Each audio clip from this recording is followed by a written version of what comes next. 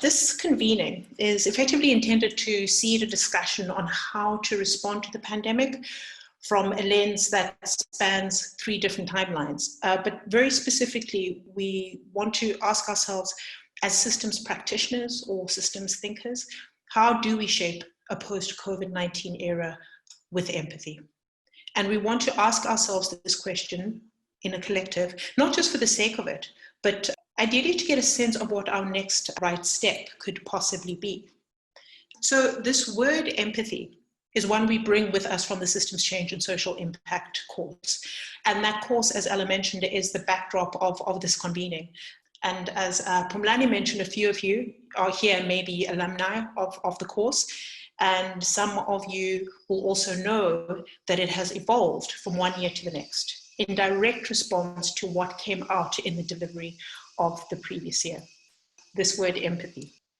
It was last year that we made a very conscious decision to recognize the role of empathy in systems work. For the most part, systems thinking, it's this toolkit, a lens made up of a whole bunch of different frameworks and theories that are all designed to help surface the dynamics of our social systems so that we can better navigate them. But what we came to appreciate with each year is that to do systems work, we need certain, we refer to them as systems sensibilities, of which empathy is a massive one. Now, you can apply the frameworks, but without empathy, vulnerability, compassion, you can't enlist the inner transformation that is integral to the innovation that is itself integral to systems work, which is where Phumlani came in. He's been a guest lecturer on the course. Well, not a guest lecturer. He's been a key faculty on the course. But he was a little further than us in the recognition of the role of empathy in systems work. And he supported and continues to support the development of our curriculum for SC and SI that really prioritizes the learnings of these sensibilities towards transformative change. So we're really very pleased to have him here tonight to seed this discussion. I do want to emphasize that it will be a discussion, and I'll hand over to him very shortly. What's going to happen now is that Phumlani he's going to paint a picture of COVID, what has happened, what is happening, and pose the question to us of so what. Officially, I'm part of the team, as Ncedisa mentioned, and have been for the last 3-4 years. And I also teach at the Stellenbosch Business School. I teach economics there to MBA students. And I also teach economics at the Faculty of Economic and Management Sciences. Okay, so we titled this Systems Change, Past, Present, and Future, shaping a post-COVID era with empathy.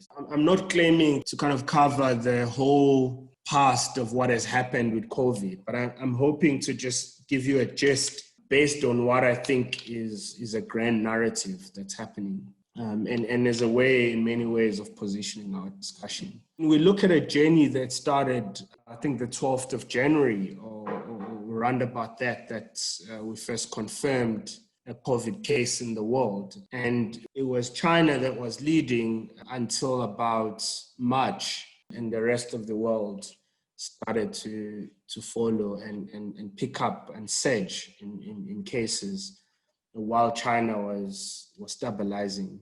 And I just picked, just to tell the story, largely from World Bank reports, but my discussion draws from about 10 other reports. People didn't expect what happened, the impact of COVID would be. And I think the first was the collapse of the what is called the PMI, which is really looking at how our currency is doing in the global equity market. I look at 2 here, I kind of bring 2 here. One is the kind of the general PMI index, looking at US, China, and Europe. And then the other is looking at the S&P 500 index. Now, if you are in kind of following financial world, is if there's a crisis in the world, this is where we go to check how big the crisis is. We will remember that we've had other crises before, Like in 2012, there was another big disease and only 840 something million people died. By April already, we had over 1 million cases and a lot more people that had died. So this is really telling that COVID as a pandemic meant that the S&P 500 index was at its lowest in its history. You can go back 1987, 2001, 2008 financial crisis, 2015, leading up to the global property crisis. This has never experienced such a surge in such a short amount of time. And by the way, it had just reached some of its high as well at the beginning of the year.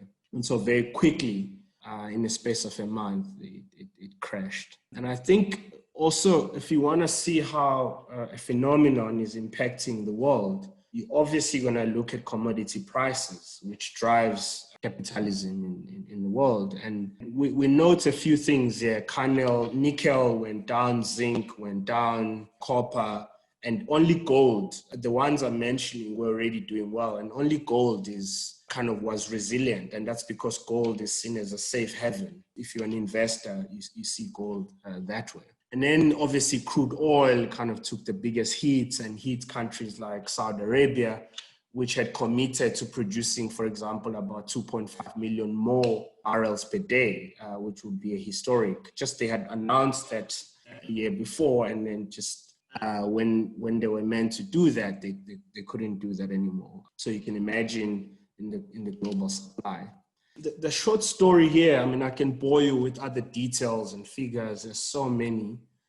The story here that I would think is important to pick up is that there's a grand narrative around all of this. And that's how you should always see these emerging trends, is what is really, if you sift up or sift through what's happening, what is the grand narrative? What is the meta narrative that the world is discussing? And the truth is, I mean, there could be others. For example, McKinsey talks about it, geopolitics. There's other people talking about consumer trends. For example, Board of Innovation talks about consumer trends. However, for me, the biggest headlines is China. And it's China because China was almost insignificant in 2000, but 2 decades later, China was kind of just underneath 15% of the global GDP. So their output was a lot more than all the countries. The global industry was above 20%. They were contributing quite significantly in trade and tourism. And also, they were injecting a lot of money in Africa. Now, if you travel Africa like me, you'll see a big mall or big road in Tanzania. It's done by Chinese. Pretty much virtually all the construction in Ethiopia is done by Chinese. And China matters. China runs the world. And also what's interesting is China is not just on the supply side, it's also on the demand side, which is what the bottom graph is really trying to do, is that China buys a lot of goods, and China particularly commodities. So you can see here the dots in 2000, how their purchasing power was kind of that insignificant. And at the same time, you look at what's happening in just 2018, almost 20 years later, that they were the biggest consumers of aluminum, copper, nickel, zinc, and all these commodities. And so it made sense that they would crash if China couldn't buy these. So the grand narrative here is we have this superpower of a country. And that's really kind of the story. The story was, well, we'll be affected by global supply. I think goods will go up because, we'll have the local competitors, which are known as relatively more expensive to China. That's the global narrative. That's the grand narrative, that the local suppliers are bad and that China is good. The global value chains, even if there's like a huge lead times, is good. We are told to be critical of, in many ways, of our domestic supply and even our value addition. I'm not being reductionist, thinking that China is a grand narrative. There's other narratives, of course. when this is happening around about April, now everybody's realizing that this is happening and it's not a Mickey Mouse kind of situation. Now, what do people do? What is happening in response to that? And how are people thinking about it? And I recently did a scenario planning for a client.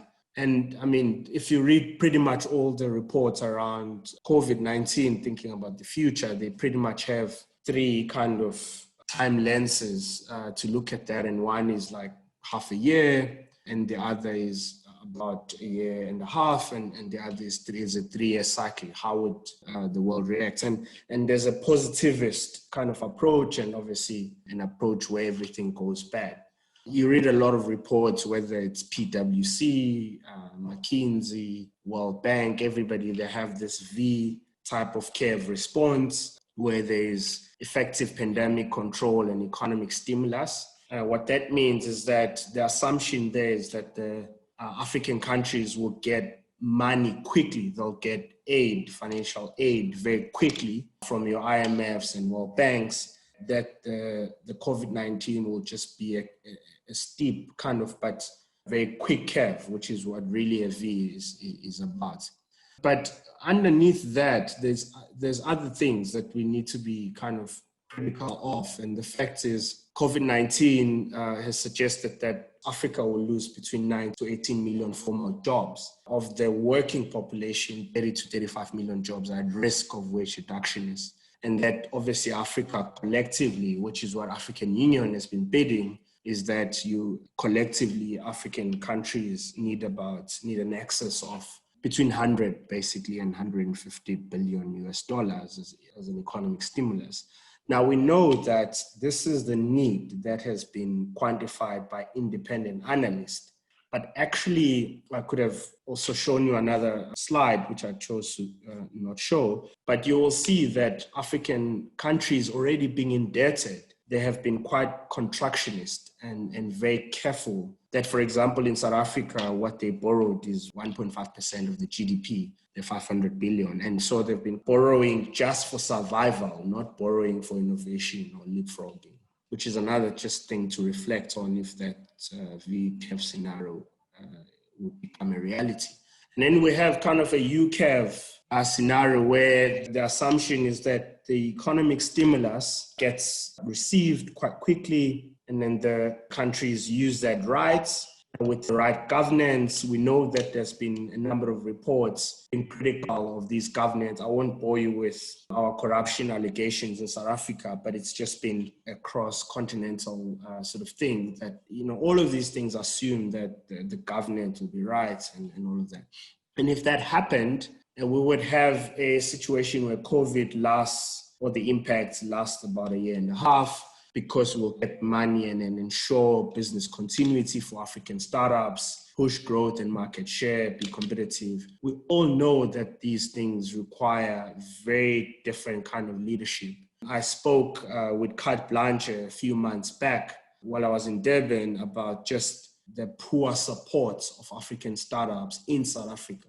And South Africa, when I say in South Africa, I mean my worldview is Africa. I see South Africa as one of the top 4, and not me, everybody, and the data suggests that South Africa is one of the top 4 innovation ecosystems in the continent. So if South Africa does startup support poorly, that also is indicative of how the rest of the world may or may not do that.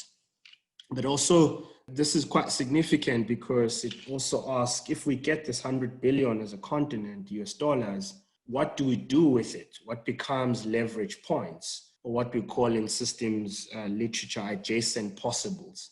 In other words, spaces where we can leverage off or put resources because we know that when we put resources around that, we'll have what we call, as economists, multiplier effects. And then obviously a worst case scenario is that we have what we call an L curve. Now, an L curve in and of itself is not a bad thing if and only if you're thinking about leapfrogging from a crisis. But if you are thinking about patching, and like South Africa, where you borrow 500 billion rands to give to social security predominantly. And then there's some money that was meant for startups, but it's sitting with banks and institutions that are quite exclusionary, at least in my own perspective. If you're getting that amount and it's going to either be stagnant or be deployed inefficiently, or you're using it to patch or kind of finance social security, which obviously is important, but will not be a game changer, then this 3-year kind of L curve is an issue that we need to talk about. And I'm not claiming that I have the answers. And it really, what is needed here is aggressive push for growth as well, preparation for aggressive new entrants. You'd expect that kind of the new innovative startups will disrupt big businesses that are not innovative because they're vulnerable, and reinvent or create totally new market shares or positions in what we call market creating innovations. And I can refer you to another book by my friend in the US on market creating innovations. Or obviously other people will kind of abandon the markets completely. There's so much here, as I said, I didn't want to bore you with the details, but if you sift through what's happening here, there's so many assumptions, there's so many claims, there's a heightened sense of government. Government has come as important in a world where people were quite critical of government as kind of doing anything. And then you have a situation where corporatism is also now shrinking as it was before, because corporates were not innovative. But corporatism is shrinking. And the question is, with these big grand narratives, what is it that matters to you? Forget about me. What is it that matters to you? I just want to emphasize that it's difficult to facilitate a conversation like this because there's so much data and there's so many narratives, grand narratives that are emerging at the same time. So what do you focus on in 20, 30 minutes? At the same time, it's quite easy to kind of reflect how we feel about it. So, and I'm hoping that we could use the latter part of this discussion to just reflect on how we feel, what our perspectives are, and what our perceptions of the issues are. And I think that is always a better way of starting activism. And I think also your lived experience is what it is. And I think that the invitation that Phumlani has put out there, the kind of provocation that he's inviting, is that there are these grand narratives that we have about Africa, about entrepreneurship, about what the pandemic is offering, these grand narratives that speak to quite a distant future in many ways. And the question that the systems change team is asking, and I think many of the practitioners that we work with, including ourselves, are asking deeper questions about what does that mean in practice? What does that mean in real life for us? What are the alternative narratives that we're starting to develop, that we're starting to do in our world that actually challenge these grand narratives, that kind of give us different alternatives of what alternative futures could be that don't necessarily speak to the 3 quadrants that Phumlani presented.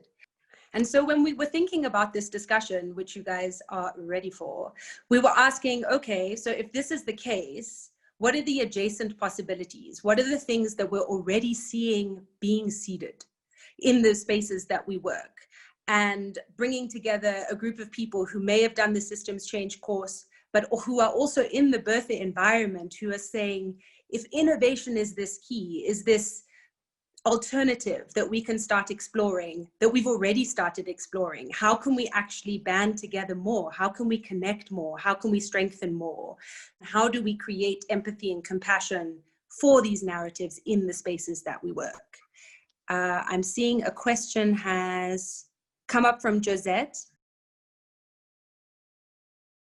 What do these alternative narratives look like and how are we actually starting to shape them?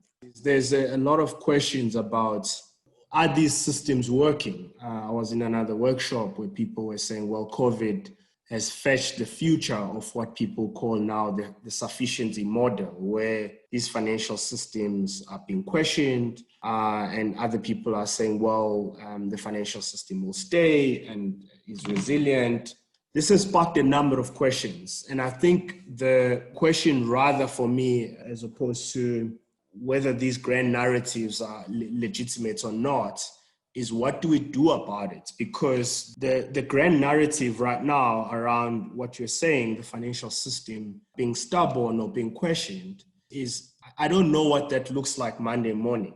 I was hoping that when we have this discussion today, we will figure that out, because I am personally tired, in many cases, very angry about reading and being knowledgeable and all of these things, but not knowing what to do on a Monday morning.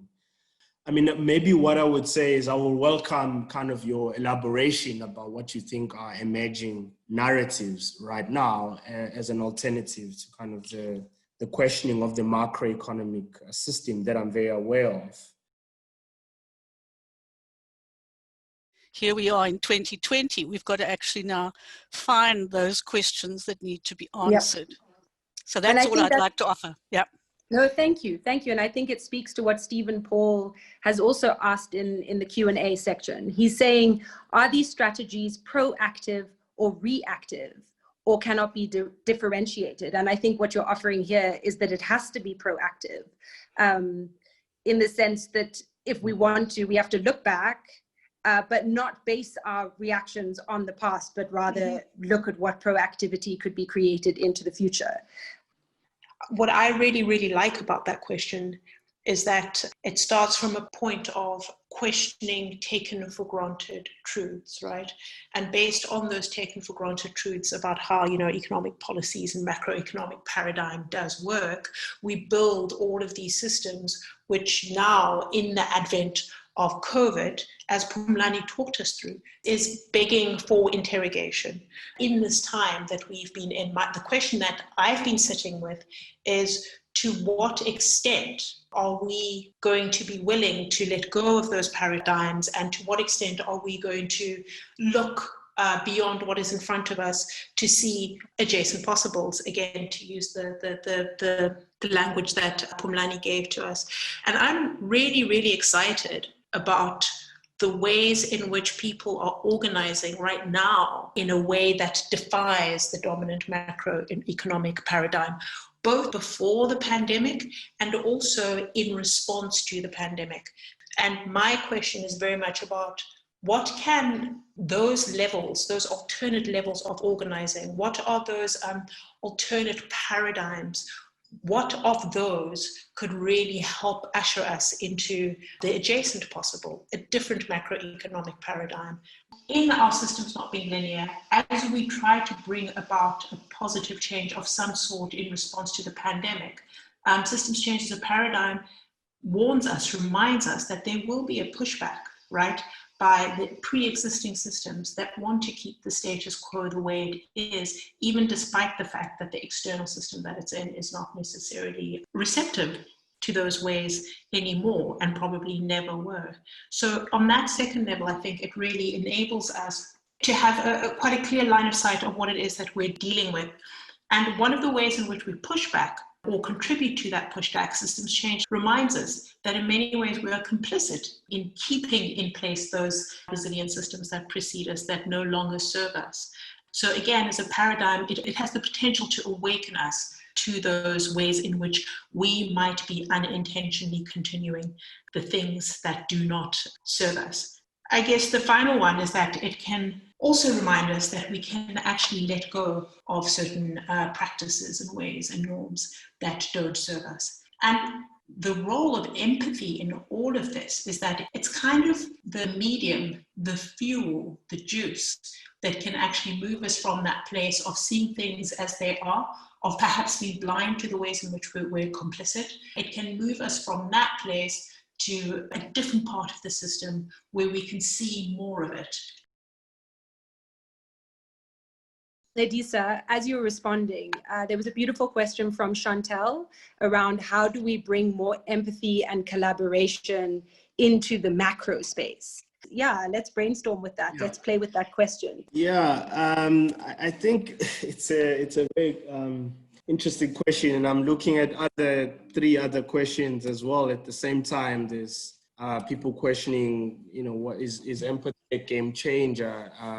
Let's say more about empathy. The truth is, systems change is not just a paradigm, it's also a process. And I think we have to really acknowledge that in thinking about empathy. And when I say a process, I mean, generally it involves three broad phases. One is what we call co-design or co-definition of issues. So in other words, trying to make sure that issues are not defined by just academia or the so-called clever people. And then the other stage involves what we call exploring leverage points. In other words, what is it that we feel? I mean, empathy is one, startups are one, and they're not necessarily the right way. And then the third one is inspiring action. And I think we need to start thinking outside paradigm and starting to think about this as a process. Also, at the same time, systems change is about understanding or grappling with what we call the agonistics of different time horizons. So in other words, if you're going to grapple with the fact that some things are happening now, COVID, as you say, someone is I think it's Stefan, that it's used as an excuse for poor, even as an excuse for corruption and everything. And that's a time dimension to it. Is for us, there is right now COVID, but COVID is a microcosm of what's happening in our values. And we need empathy. Entrepreneurs are some of the most empathetic people, but so are leaders, so are systems change agents, so are systems practitioners. And so the role of empathy is really kind of the glue, not just the competence, but the heart and a way of being that I think makes you have that staying power, because we know systems are messy. As we're discussing now is, so what about empathy? I don't see it helping someone poor tomorrow. But that's the thing, is who's going to help that person? And what's the role of that empathy and staying in the messiness of this? And I'm thinking about systems change as one, a paradigm shift, which is important, but two, as a process. And thirdly, grappling of agonistics between time and as a way to transition into the future we want is really, really important. I just wanted to check, there's a risk here that we are romanticizing empathy. And, I'm economist by training, not that that matters, but this is just to say that I appreciate the role of policy and kind of financialization in these solutions. But I just want to give you an example of, someone's question was around how does this help the informal sector?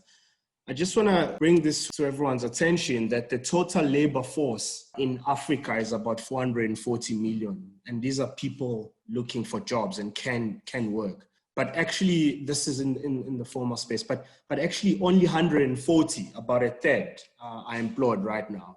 And 300 million are in the informal sector. So that's just the first thing to kind of reflect on. And so when we talk about the informal sector, that's the most thing that I'm personally passionate about, because it's the 300 million that are involved in the 90% of what is called business in Africa. And these people, as statistics will say, they are part of the employment, it's just informal. Now, right now, as we speak, COVID is threatening 35 million informal and kind of service jobs in the wholesale and resale sector, and about 15 million in the crafts, trade, and plant operating jobs. It's very tricky to be in South Africa because this is arguably worse places to be in if you want to understand Africa. That when you're in Africa, it's very informal. The rest of Africa is in many ways very, very informal.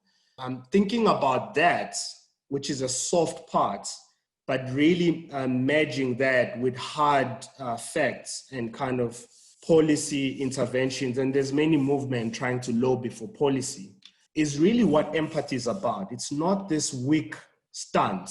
It's really about, let's use data in our hearts, marry our head and hearts to think about what we do. And I think for me, the invitation around this workshop is less about the clever debates. And I know UCT is the platform here, which kind of makes that tricky. But it's really about what does a day-to-day person, and as I said, in kind of being very vulnerable, I am tired of reading another COVID report. I am tired of reading another fancy McKinsey report. I am just done. And I wake up and think, okay, I've attended that webinar. Now what do I do?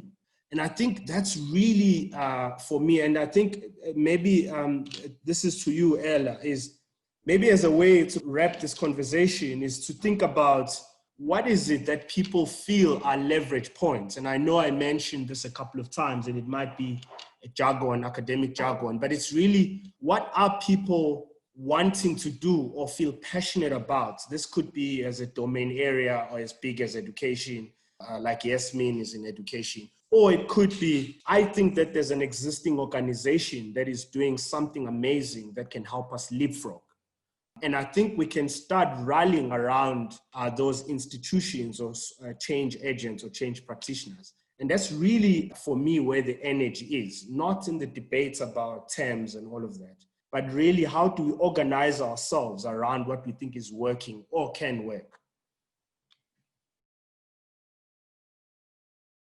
Government and unions wanted to turn to the advice of international agencies, not having trust in what they might come up with on their own. This thing about trust. And so these conversations about empathy, these conversations about trust, everyone's moving towards a place of how do we move from empathy into action? How do we move from a place of distrust to action?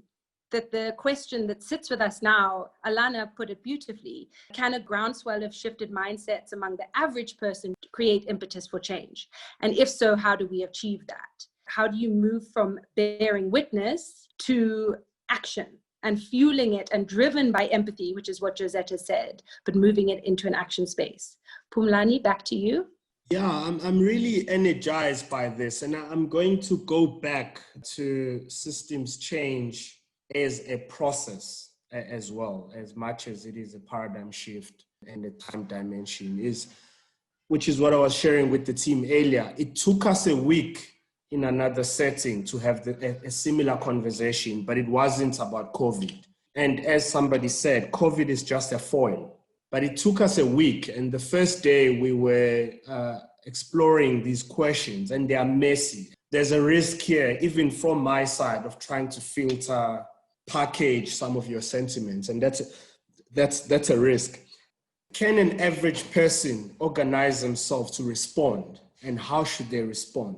And that's really it, is why is it that the people with the energy to buy and consume, and all of us, are really the most silent? And why is the narrative being told by academia, by so-called smart people, and by so-called politicians? Absolutely love those questions is, what would that look like? I think what is emerging here is, as Ella was saying, is there's some themes, there's some pockets of themes that are emerging. And I think that's where the energy is. And I think we need to sit with that and convene and think about, okay, great, we have these themes. Are they interacting? Is there one that can have more leverage or more impact than the other? And what do we do? Do we need to involve people? Is it enough to write a paper? Is it enough to do a conference around it? I'm almost longing for those, I mean, if you like, bottom up, or I would say civil society kind of responses to COVID, which I've seen as lacking. I know that there's some NGOs dispersing international aid things and all of that, but that's not for me as a response. And there was also a question that somebody raised, are these offensive or reactive strategies? And as I said from up front, these are the narrative I was talking about is very much reactive. It's very much, there's a situation that's borrow money and stabilize things. But we should shift that conversation to offensive. How do we leapfrog? And we need time. We need time to reflect on how do we leapfrog. I don't know what to act, how to act, and I'm raging inside as well. So yeah, thanks for listening through all of that.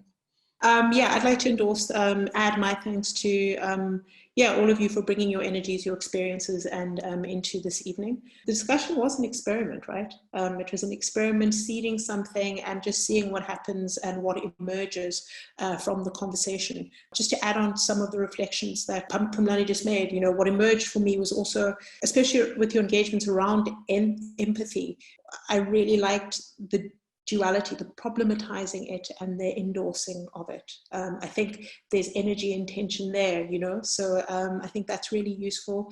And also thank you for your inputs around, it was in the earlier part of the webinar, but I think it was something along the lines of crafting the question that will then emerge the narrative. I think in a way that's what this evening has been about, trying to craft a question from which various narratives are starting to emerge.